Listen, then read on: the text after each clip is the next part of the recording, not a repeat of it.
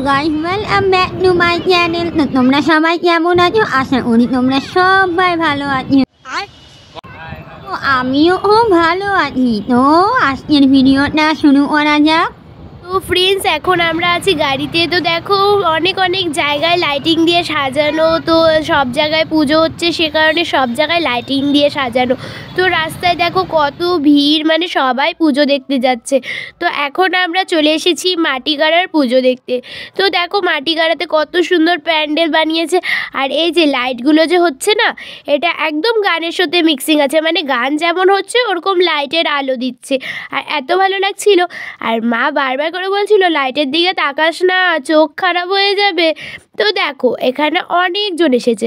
তো দেখো এখন আমরা চলে যাচ্ছি ভেতরের দিকে। তো তোমরা সবাই অপেক্ষা করো ভেতরে কেমন হয়েছে। তো এটা না অনেকটাই রাজবাড়ির মতো লাগছে, কিন্তু সবাই বলছিল কি যে একটা আমি ভুলে যাচ্ছি, কিন্তু আমার তো মনে হয় এটা রাজবাড়ির মতো। তো চলো এবার ভিতরে আমরা চলে এসেছি অনেক অপেক্ষার পরে। তো ভেতরটাও অনেক সুন্দর ছিল, দেখো কত সুন্দর করে বানিয়েছে। আর দেখো তো ফ্রেন্ডস, আমরা 1 থেকে 1.5 ঘন্টা লাইনে দাঁড়ানোর পরে ভিতরে ঢুকতে পারলাম। তো দেখো এখানে আমাদের সবার ড্রেস আপটা তোমাদের দেখিয়ে দিলাম। তো ভিতর থেকে বাড়ানোর সাথে সাথে দেখলাম চাটের দোকান। তো আমরা সবাই বললাম চলো একটু চাট খাই। তো চাটটা খেলাম, ভালোই লাগলো, কিন্তু অতটাও না, আমার একটু পছন্দ হলো না, কিন্তু যতটাও খেলাম ভালোই লাগলো। তো একটা জিনিস হলো সব বেশি নিব না, আমরা একটা একটা করে নিই, সবাই মিলে খাই, সব জিনিস নিব, সব কিছু টেস্ট করব। তো চলো দেখো এখানে মা আগে খেয়ে টেস্ট করলো, তারপর বাবা টেস্ট করলো, বাবা মানে পাপা, তারপর মা আমাকে দিল, তারপর ভাইকে দেওয়ার পরে তারপর আমরা এদিকে আস্তে আস্তে দেখি এগরোল। তো এগরোল, মা এগরোল দেখলে তো খাবেই। তো চলো এখন আমরা এগরোলটা খেয়ে নিই।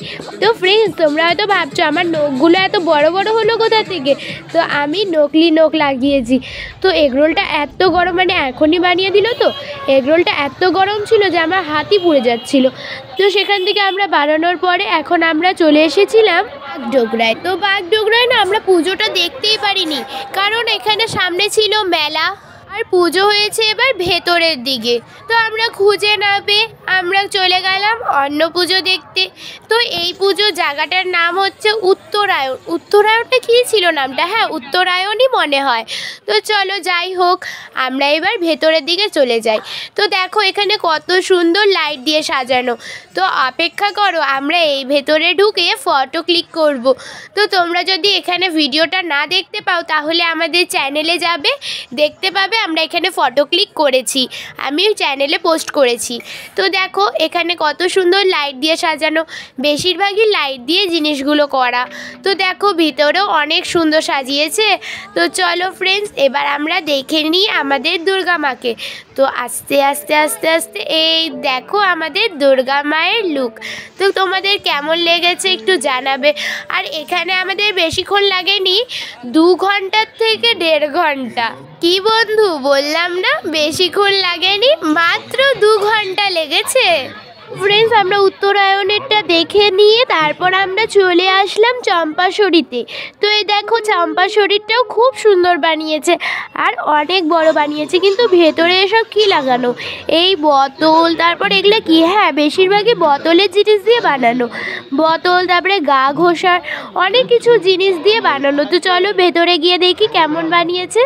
তো ফ্রেন্ডস, এখানে বেশিক্ষণ লাগেনি, আধা ঘন্টার মধ্যে আমরা ঢুকে পড়েছি, কারণ না অনেক রাত হয়ে গেছে, সবাই ঘুরে ঘুরে বাড়ি চলে গেছে, তার জন্য এখন এখানে অনেক খালি খালি, আর প্যান্ডেলগুলো অনেকগুলোই খালি খালি। তো চলো এবার ভালো করে দেখে নিই, কারণ এখন খালি, তো এখন আমরা ভালো করে একটু দেখতে পারবো, কিন্তু অতটাও খালি না, অনেকই ভিড়।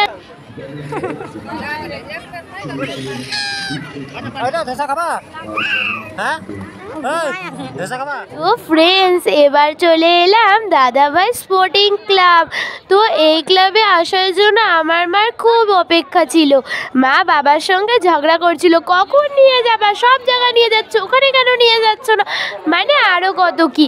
তো চলো এবার মায়ের অপেক্ষাটা পূরণ করি। তো এবার আমরা চলে যাই ভেতরের দিকে।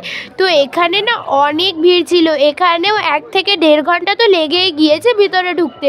তো দেখো যতই রাগ হোক দাদাভাই স্পোর্টিং ক্লাবেরটা দেখার জন্য অনেকে অপেক্ষায় ছিল, কারণ এত সুন্দর বাইরের থেকে মনে হচ্ছে ঘর বানানো হচ্ছে, কিন্তু ভিতরে এসে দেখি দুর্গামা ভিতরে বসে আছে। তো এত সুন্দর প্যান্ডেল কি আর কোনো জায়গায় দেখা যাবে বলো তো? তো ফ্রেন্ডস, অনেকেই ভাবছিল হয়তো ফ্ল্যাট বানানো হচ্ছে, কিন্তু এত সুন্দর, যদি পাথর সিমেন্ট মানে ঘর বানানোর যে জিনিসপত্র সেটা দিয়ে যদি এত বড় প্যান্ডেল হতে পারে সেটা কারো অপেক্ষা ছিল না। কিন্তু দাদাভাই স্পোর্টিং ক্লাবে যে কমিটি মেম্বার্সরা তারা এত সুন্দর বানিয়ে দেবে কেউ জানতো না, কিন্তু অনেক সুন্দর লেগেছে, কত সুন্দর করে বানিয়েছে না? আর দেখো পাথরের শিব ঠাকুরের মূর্তি, উপর থেকে জল পড়ছে, আর এই দেখো ঠাকুরের মূর্তিটাও কত সুন্দর, পাথরের মাঝখানে ঠাকুর বসে আছে।